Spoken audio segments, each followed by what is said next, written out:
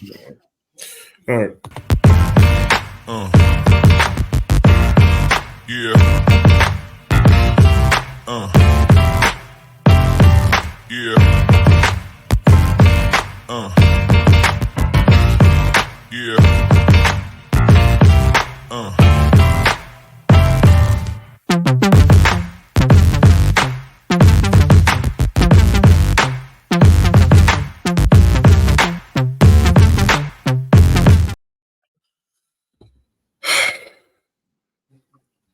Yep.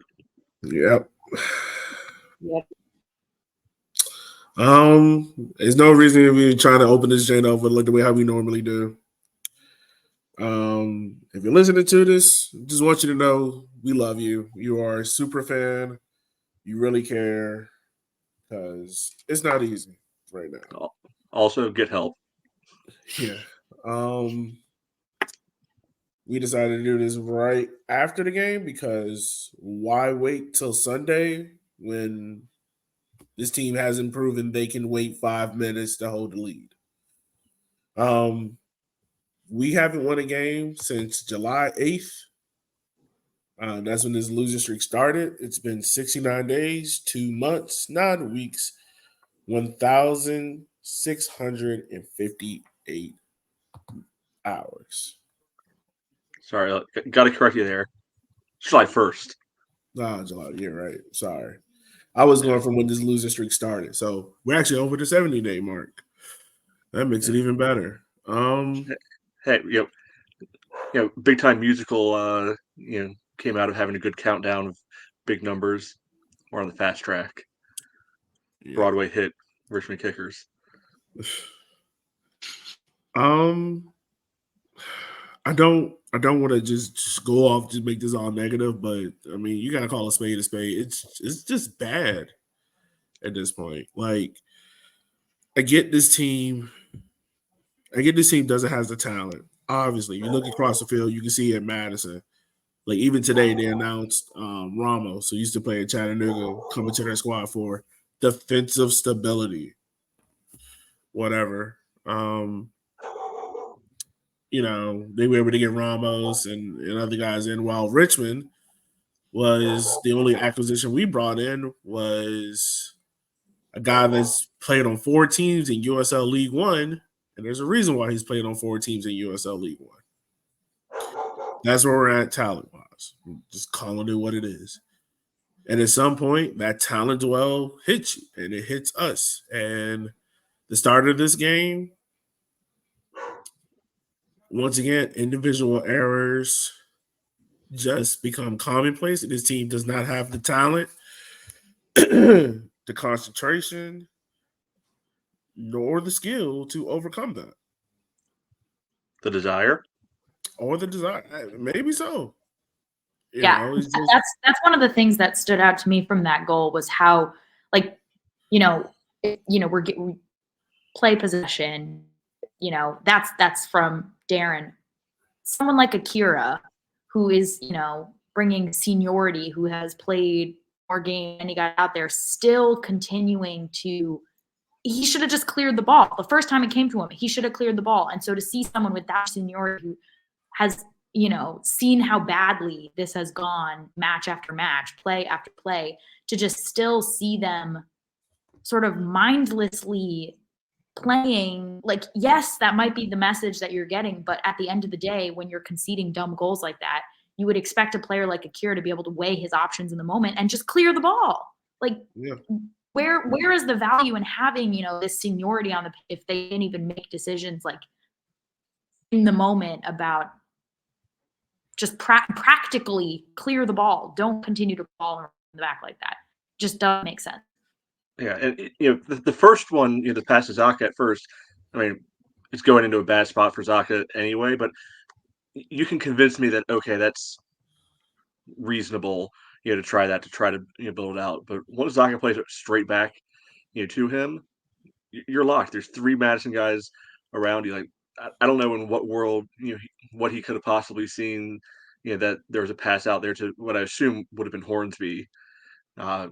camera angles made it so that it was invisible to us, which also might And be he was to telling. Cole. He was trying to get it to Cole, but Cole had two. There were two players in between him and Chris Cole.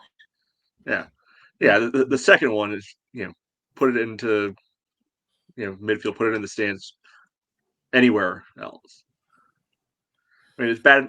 It was so bad that the Madison guys, when they scored, they didn't do anything because they didn't know. It didn't look like they knew what to do in that moment. They're like, what? Surely we fouled them. Surely something went wrong here. It can't possibly be this easy.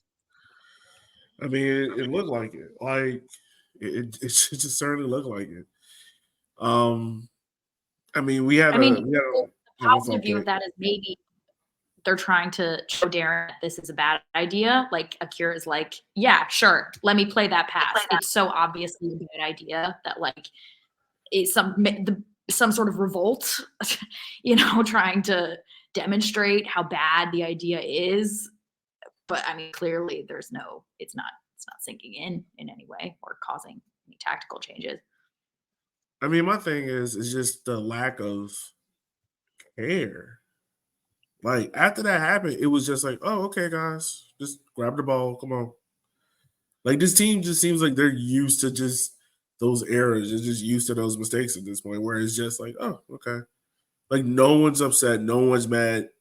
I understand Akira's the most senior player on the team, but like someone obviously can go up to him and be like, yo, don't do that. Like, don't do that. Like I don't get it. And I'm sorry if I seem like I'm stumbling, but I guess I'm just glazed over the fact of just like, where's the passion at, man? Like, where is the will, the care to want it? We're talking about now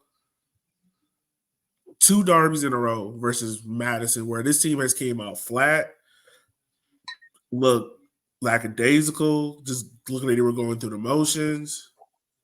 Like, no one out there care. And look, I get it. I'm the one that created this derby with Kyle and whatnot, so I care about it a little bit more than everyone else. But you would think for any game, right? A game that this team has won in years past, a team that knows about this trophy, right? A team that last year went to this place, even losing the Henny Derby, last year, went to this place last year and clinched the league at. And you give up that performance? Like, we're almost talking about almost a year ago, this team won the league at Madison. And a year later, that team is just out there like, all right, it's okay. Yeah, it's not only that. It's you look at the history of this rivalry. First of all, both teams have never been good at the same time. Which is weird. One is always okay to good. The other one is hot trash at any given moment. But the hot trash team always finds a way to nick results out of it one way or another. 2019 team that wasn't any good went up there took a win off of them. Madison, well, we know that they've taken wins off of us at City Stadium over the years. So but then this year there's nothing special about this Madison team. They're they might get their way to a first round home playoff game, but they're not doing anything more than that. And keep rolling over and dying for them. Not even giving them a game. No.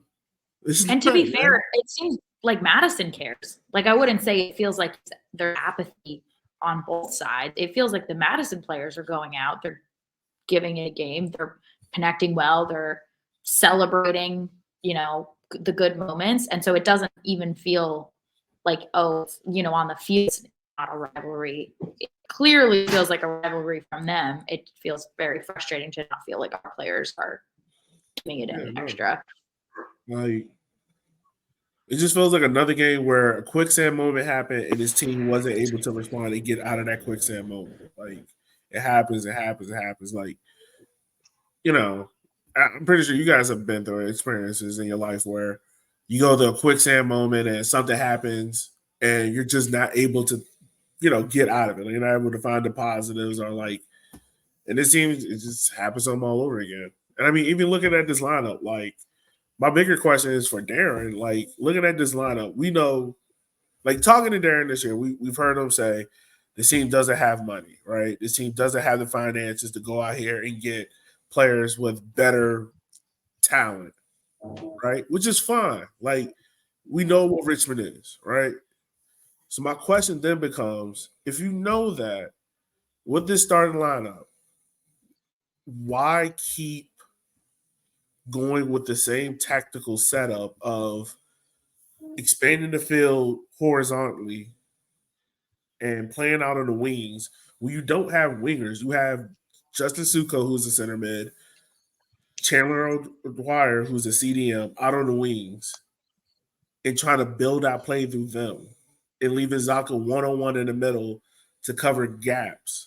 Like, why keep doing this? I understand you want to build it out for, get players comfortable with it for long term. But for right now, like, damn that. Like, am I tripping? Or, like, why is Darren keeping with the same tactical setup? One of the Maybe he things that I doesn't- was Oh, go ahead. Yeah, I was just saying one of the things that really, really frustrates me is sort of what you both have said about like, this team, this team up north is not anything special. This is a league where any team can win on any given day. And so it feels like a problem where it's so obviously tactical, where regardless of the talent gap, the tactics are hamstringing the existing talent and not setting them up for success. So instead of trying something new or, saying, we can beat a team if we give it our all and we, play to our strengths, maybe not over the course of the whole season, but, every game we need to go out there and fight. Instead, it feels like, okay, well, the season's done, so we might as well go out there, put whoever's out there, not bother to chase the game. We go down goals. We do, instead of going after the game, we bring on the kids. I think it's great that the kids are getting minutes, but this isn't Manchester City. Like, this isn't some sort of like insurmountable wall. And so it just feels like, okay, we'll just put, the game's gone. We might as well just not even try anymore. And we'll, give the minutes to the kids who we're hoping 10 years from now will be like regular contributors. And it just feels like totally giving up. And this league is not a league where, the teams at the top are these like behemoths of football. Like any team can be any team on any given day. And so it feels like they're going into these matches not even feeling like they can give it a go. And then as soon as things go bad, might as well toss in the towel and like. Yeah. And the thing is, it's a lost season. Like I feel like anybody should be able to recognize that, by now, and probably for minimum a month have been able to recognize it's a lost season. That's the exact time to try random stuff, to be able to see what might work. And on paper, it keeps looking like, all right, maybe they're going to try something a bit different. And to be perfectly fair, that Lexington game rolled out 3-5-2, tried that for a game, and didn't look half bad. It wasn't great, but it didn't look half bad. Then we see, all right, 5 midfielders, out there. Maybe we're just going to try to crowd the middle of the field and not let people just barrel right through us in the midfield like it's been happening. And I could be okay with trying that. Yeah, then we see Chandler up on the wing, and we were complaining about that when the season was going well earlier in the year when we get the Chandler at left wing experiment. We're like, no, we don't need to see that anymore. That was happening back in May, and Yeah. this ain't a new thing. Like he's not left for anything. So my other thought now is, so we're in year 4 of Darren, right? Are we sure he has other tricks? Are we sure he has other plans? Because it's always been a 4-3-3, except for again like these little tiny moments. I don't know, man. I don't know. Like, you look at it today, and I will give this team credit. Offensively, in the first half, they were putting together a good shift. Like, they were creating chances. I think there was a spell, maybe 10, 15 minutes, where they were pinning Madison in. Like, there were 3 shot attempts that if did any other team gets them and they're informed, they're scoring those in the back of the net. Rich was not, because we're not informed and we don't got anyone that can finish. But I don't know what, and this is the part where I blame Darren for, because it's just like, if you know you don't have your clinical finisher in Emmy, if you know you don't have wingers, if you know you don't have great center back depth, you can't plug in this system or stick with this system. And look, I respect it, because it's like you live and die by your guns, right? Like, he's not just changing up willing. He's like, I'm gonna stay on the ship, I'm gonna die for it. But at some point, you got to concede and just be like, all right, maybe we try 4-4-2 and just sit deep and go that way. Like, other teams in this league have done it. And Kate, to your point, you're right. Like, anyone can be anyone on any given day. Look at Central Valley Fuego. We're talking about a team that's been at the bottom of the table consistently all year long, and they have still like managed to pull off 4-4s, 3-3s. Right? They're not winning, but you can tell like something there tactically is changing. Right? We're talking about a Lexington team that started the year bad and has gotten progressively better and has changed shape and it's gotten better. This team hasn't done that. This team has been stuck in neutral this entire year, and it just feels like, you know, uh, the shape of it isn't changing. Like, we all know, if we know as fans what this team is going to do in certain moments, surely other teams know what this team is going to do at other moments. And if you know that, if Darren, Mika, and Connor, why not change it? And I'm not suggesting that they aren't changing it, but it just feels as if like they got a plan A and plan B might work. And then after that, it's nothing else. Yeah, it feels like they're also that mentality of like, well, it's a lost season. So I don't know, like this like project mindset that like, okay, this is a lost season because we don't have the talent for the system now, but like fingers crossed we can like develop 3 to 5 years from now, like our academy players into the system, and maybe we'll be able to like pinch our pennies together and buy like one player who will help the system. Where it's sort of like you can't actually like you're still, expecting people to come out and support the team, turn on the TV, show up to City Stadium. You can't actually throw away an entire season like to develop some sort of multi-year long-term project that in this league you can't even guarantee that like managers will run out, players will stick around that long.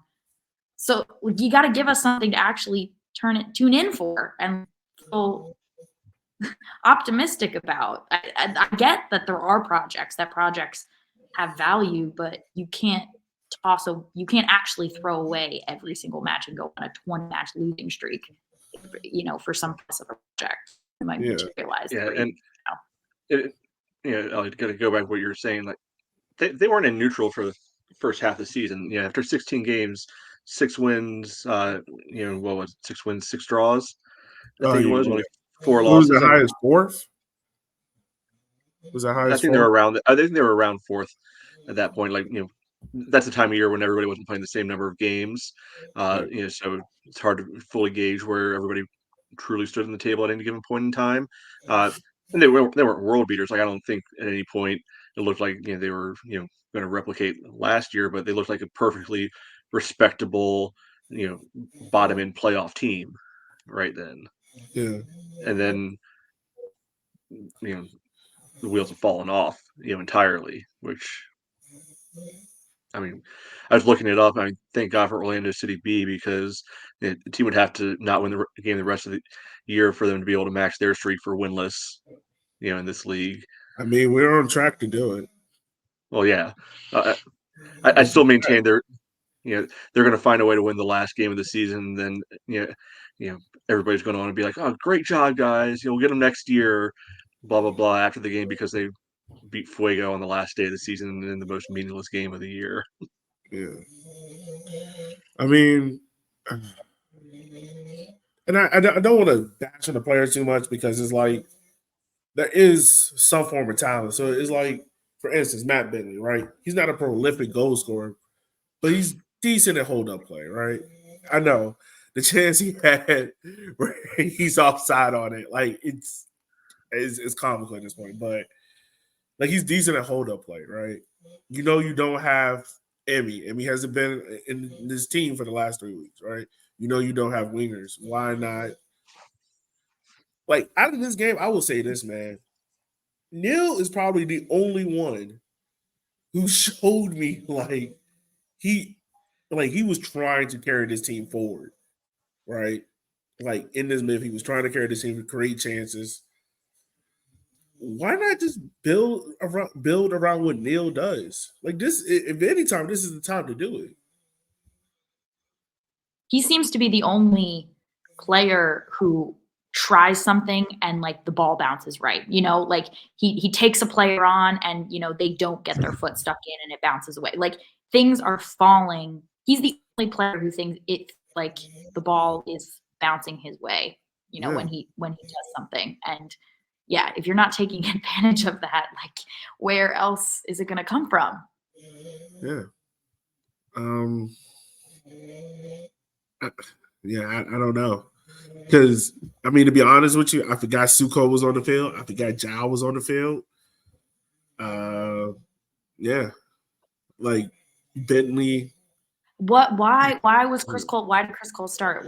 Where's Barnathan? Like especially since you know we've been talking about how Ani is like maybe really worn down, he's not been able to rotate, you know, he's had to play every minute. And Barnathan was just suspended 2 weeks ago. So, you know, Yeah, I was and he back sat on the out the bench. New Omaha game. If there's any chance to sit Dakota, I mean, to sit Ani, like you said, right? Like, if you all we've heard about from Ani is that he's tired. You know, he's not. You know, he's had his bad run of form. I get it. Sit him this game and play Dak.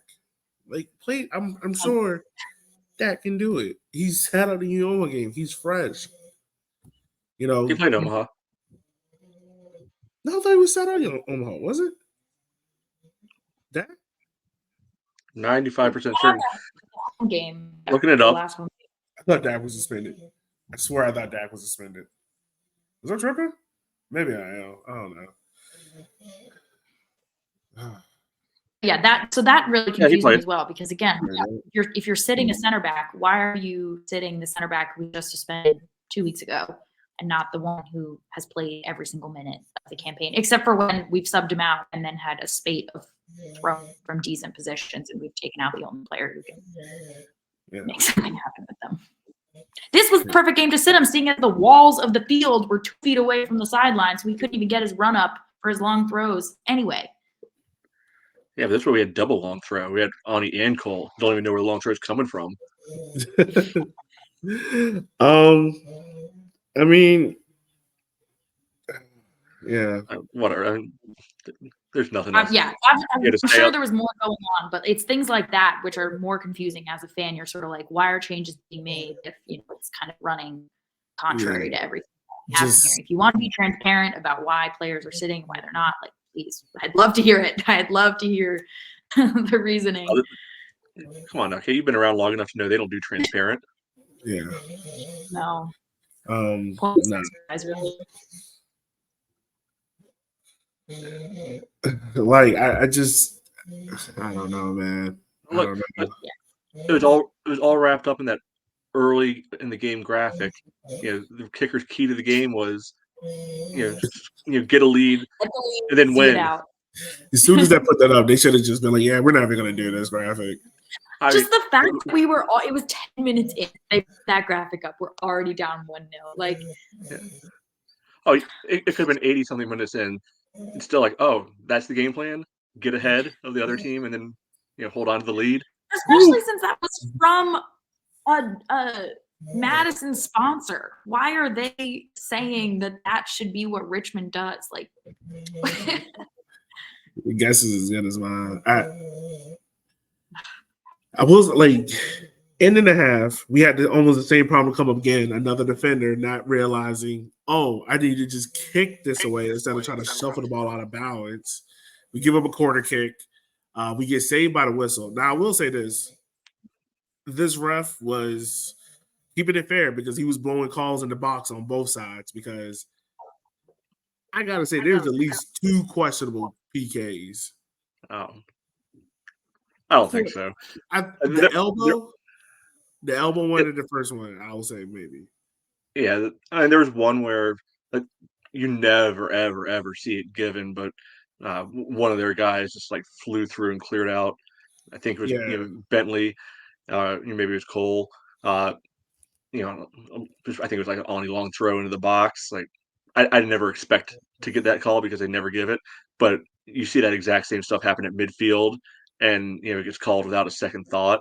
Yeah. Like the other stuff, like when Neil went down in the box, that wasn't a foul. There's another one. I was like, that's not. There's nothing really there.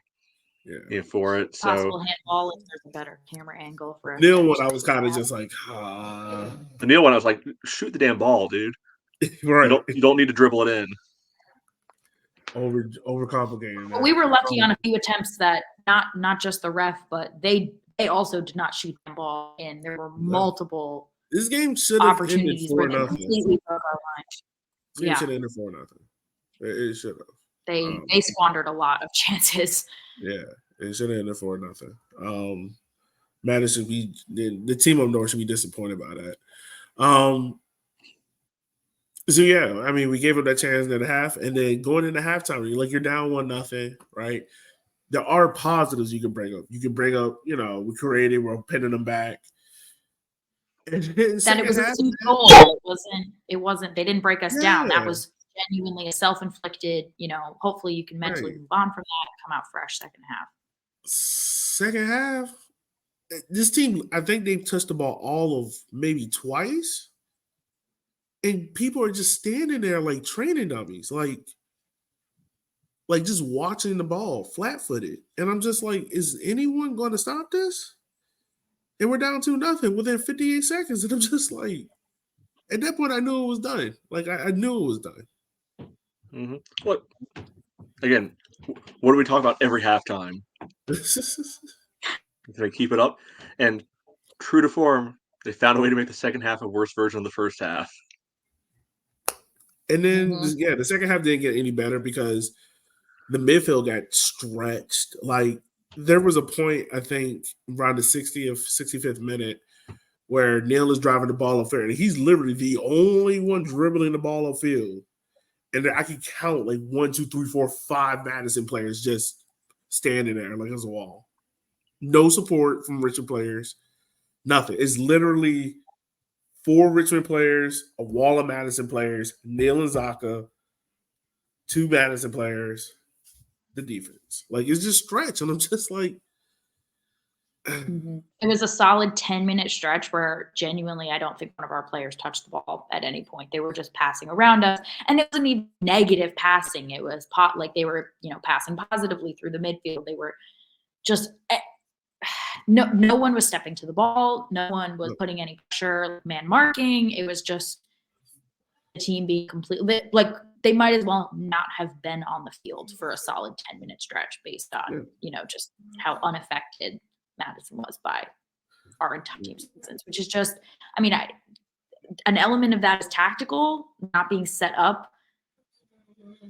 No one is in any helpful position in any capacity. yeah, but that's also on like you. That's also on like you as a player, like having that. All right, we're like damn tactics. We just gonna fix this, like. Damn tactics. And that was the only. I will say, I think the kids who were brought on, I don't think they necessarily impressed. Mostly because I think the bar is run around and put pressure on. That's exactly what they did. They didn't necessarily. I didn't think they went above and beyond that. So I wasn't necessarily impressed, but they brought a level of energy that simply wasn't there before. Bentley had done his best, but after 65 minutes of running around fruitlessly, like you're going to be pretty gassed. So they actually, at least for the final 30 minutes, Simmons and Johnson were actually putting on a little bit more pressure. I thought Beckett was fine in the back. Like I don't remember anything wrong happening there, and I'll take that for again, like that's what I would hope that subs come on and the level doesn't drop precipitously. So yes, he's 18, he's younger, but I don't necessarily wouldn't say like that's what I would expect. That if subs are gonna come on, all of a sudden gonna have a massive hole in our back line then. I mean, in a normal situation, and this I don't discredit Darren for this because it's like I think with the talent he has and how limited this roster is right now, like I get it. Play who you got, and then if it seems a dub, like we've said it before in the past, like pack the shit up and play. Excuse me, pack it up and play the kids, right? Pack it up and play the kids. And I mean, credit to Darren, he's doing that. But in a normal situation, Yeah, heavy like, on the packing it up, heavy on the throwing in a in the normal towel. situation, you would think I could bring on like a Landon Johnson, a Beckett Howe, a Nicholas Simmons, and you know they're not going to be an outlier. Like they're not going to be the one I'm looking to be the ones changing the game. Like we're looking to kids between the age of 16 to 18 to be impact players on this team. Yeah, high school juniors. Yeah, like that's what we're looking for. That's the talent that we have on this team right now. Or let me say this: the talent that Darren trusts right now, right? Like, there's no game changers on this team. There's no, 60-minute plus subs that we can bring on. Somewhere we can be like, all right, they're gonna come in and change the game and whatever. We don't have that right now, and like international break. I remember Matt made this point last year. I'm like, it's great to have kids, but you can't have kids being the impact players. Like they can't be the ones. Again, which is why I think they did fine. It wasn't like I didn't. I'm glad that they're getting the minutes, but I'm not gonna sit here and say that they did anything that really stunned or impressed. I think they did about as well as what I would expect a 16 to 18-year-old to do.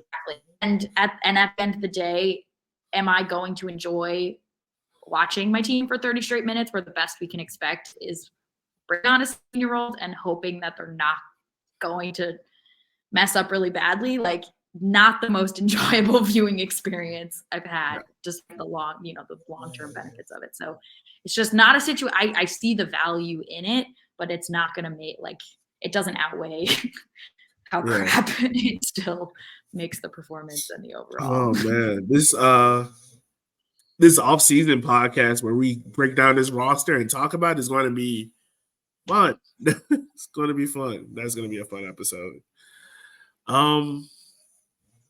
Yeah, man. I really don't got much else to say. I'm disappointed. I mean, we're talking about 12 days now. Things are getting better. I'm tired of hearing about culture. I'm tired of hearing we're gonna fight till we can't fight for the spot no more. Like at this point, it's a dub. When Greenville wins on Saturday, playoffs are done. You got 5 games left. 4.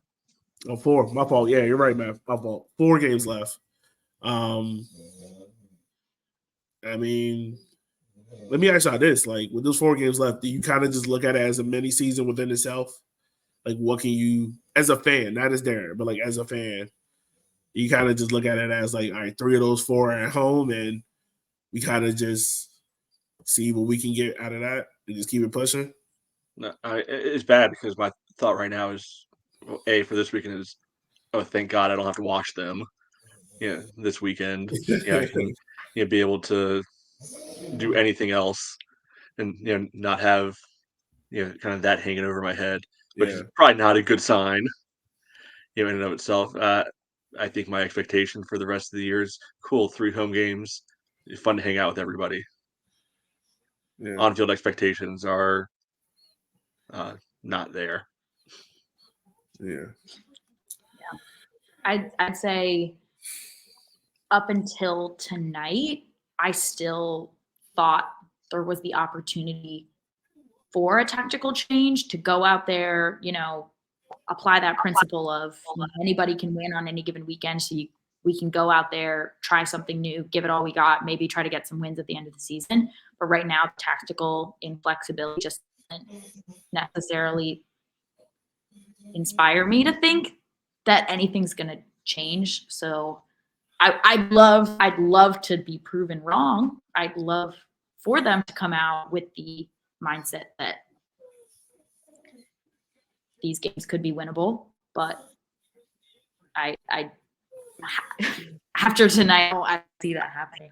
Yeah, I mean, first of all, the players got to believe they can be winnable.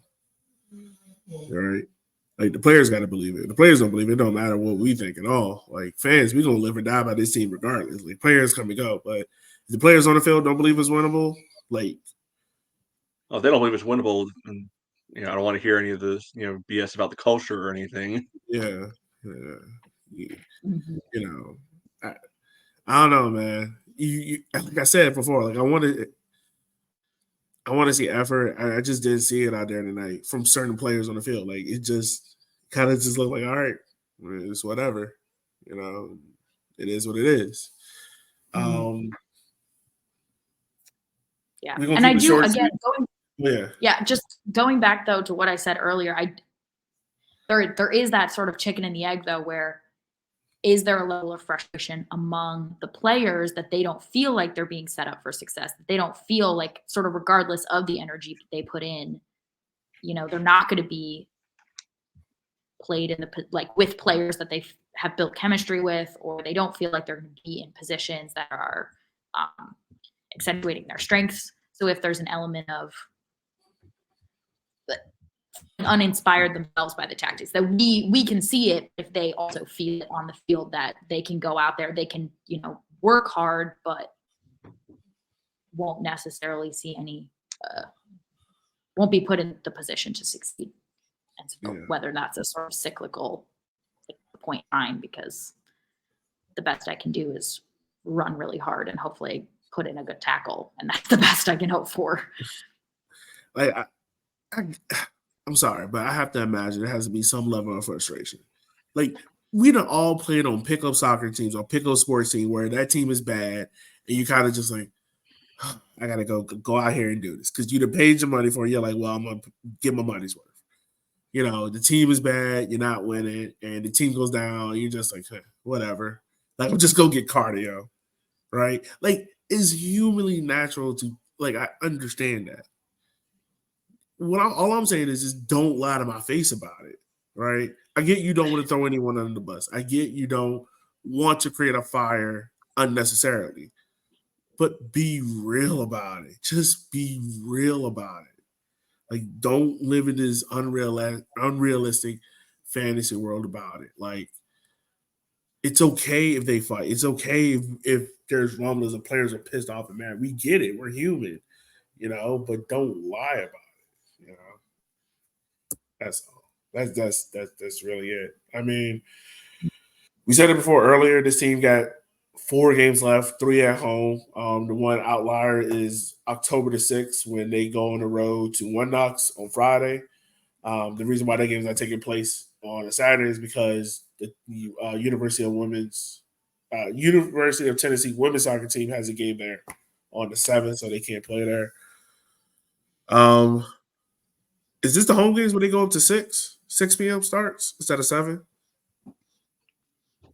Good question. Maybe. I think so. I think it's 6.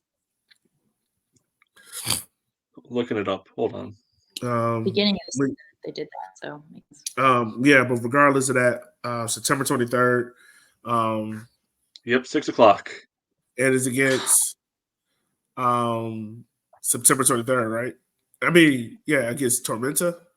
Greenville. And I will not be at that match because I will be at a Jonas Brothers concert. So I will be having a lot more fun. I hope they win, but if they don't, I will forget that the match ever happened. You're gonna go try to be new Sophie, or what's up? Yeah, I'll do my darndest. Maybe pull some Jonas Brothers money. Maybe if I bag a Jonas Brother, they'll invest their Jonas Brother money into the kickers. There you go. There you go, Kate. Take one for the team because that dude did something with all that spin that was coming out. I'll take, literally never. They can't say never did anything for them. There you go. So yeah, we play Tormenta, and we'll see how it goes. We'll see how it goes at this point. Let me ask you this. I know we kind of talked about it in Zafford point. Do you see any other kids getting a start?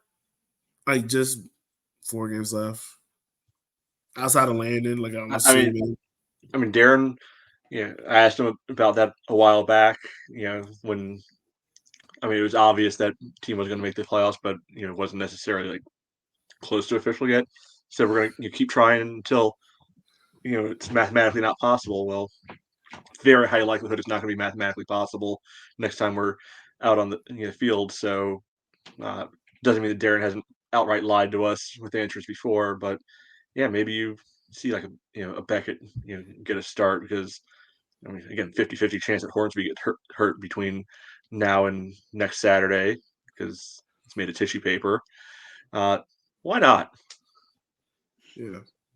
Also, shout out to Landon Johnson, by the way. I know we've been talking about the negatives and whatnot or what's going wrong, but it is positive, and this is why we give Darren credit for it, man. Like he's brought in talented youth players, brought in one in Landon Johnson, and from the story I'm hearing, they asked him, was like, all right, what's your next thought? Because he is 16. It's like, do you want to go to college or do you want to become a pro? And he decided he wants to become a pro. He likes the project here in Richmond. He decided to stick along with it. He's the younger brother of Ty Johnson. So if you remember him, I think Ty played in the 2019 season here in Richmond. It was one of those. I feel like no, it was one of the seasons where we had to leave like all the foreign guys at home. We went to Toronto, So that's 2020 or 21 maybe. One of those two. Yeah. So I remember we had to leave like Emmy and your man El Tanque and all them behind. That was the Alney center forward game. Oh yeah. So that's his older brother. It's good to see. If for me personally, like this is the route I want to see Richmond come. Like, get back to what we were in 2020. Get those young guys right out of college. Get those up and coming, promising League Two players. Get those promising NISA players. Get them into the squad. Get this team younger. Like the overall age of this team, profile wise, when we were good, 2020, 2021, and 2022, it was right around 24, 23 years old, right? The team was very young. Right now, this team is 25 overall age. And that's where the two teenagers bring it down. Yeah, I'm pretty sure if you take the kids out, that shoots up to 26, 27. Yeah. No, it's good to see Landon get his contract.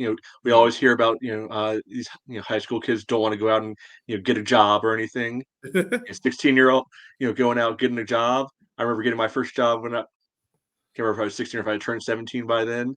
So what was your first job? I mean, like real job that wasn't like reffing soccer games. It was working at a soccer shop. Oh, okay. Helping. What was yours? It was also reffing. Reffing was my first job, but like at not just like outdoor, but indoor. I reffed at a school type place. So Johnson's doing a lot better than I was. Yeah, he's doing a lot better than me. I was working at Burger King, flipping patties. Hey, that's still work experience. We're getting here. Yeah, and also Landon, we're basically the same. Spending my formative years getting literally abused by parents reffing U10 soccer was probably deeply detrimental to my self-esteem as an adult. So wouldn't necessarily say it's a great route for most children to be in.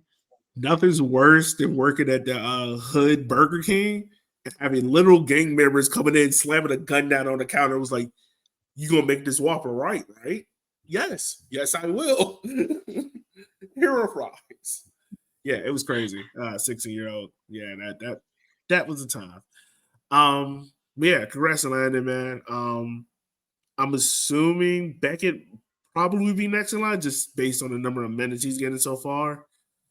If he wants it, I'm not going to blame any of these guys if they want to keep college eligibility, not on the either. table.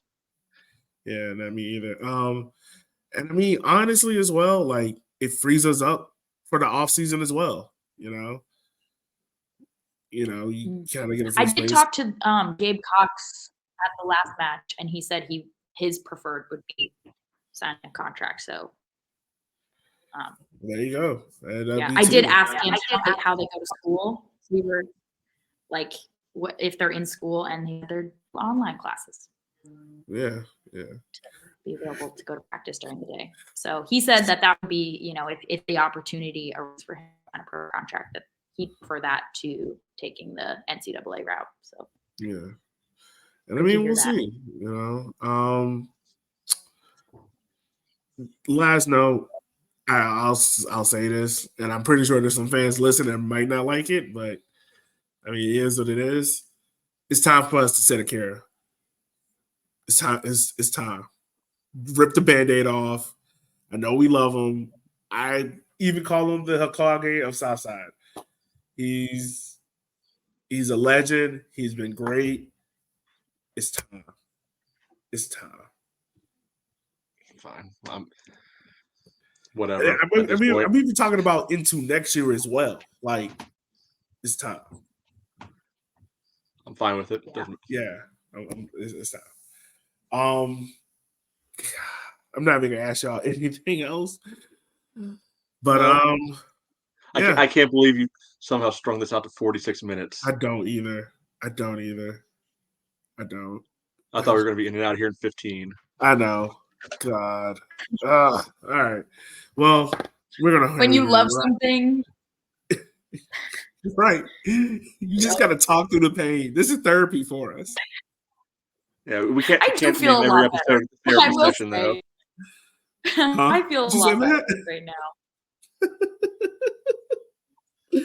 It's therapy for us. It's therapy. You got to laugh at your pain. I refuse to have Madison fans laugh at me before I laugh at ourselves first. All right. What does anybody talk trash about? 3 players under the debate. Sorry. They didn't score any goals. Well, we had 3 players under the age of 18 on the field. So that's all I'll say on that. That is true. That is true. And they can get back to me when they win something that actually, no offense, is real. Right. Oh, man. Well, it is what it is, folks. Unimpressed. Right. It is what it is. So, with that being said, y'all, we just want to say we appreciate y'all. It sucks. It's 12 games, but when you love it, you love it. With that being said, y'all, you can follow and support the podcast at rivercity93.com. Yeah, we appreciate y'all. That's all I got to say, really. For Matt, Kate, everyone else, we'll see you guys next week, where hopefully, we will have a good show. Bye, y'all.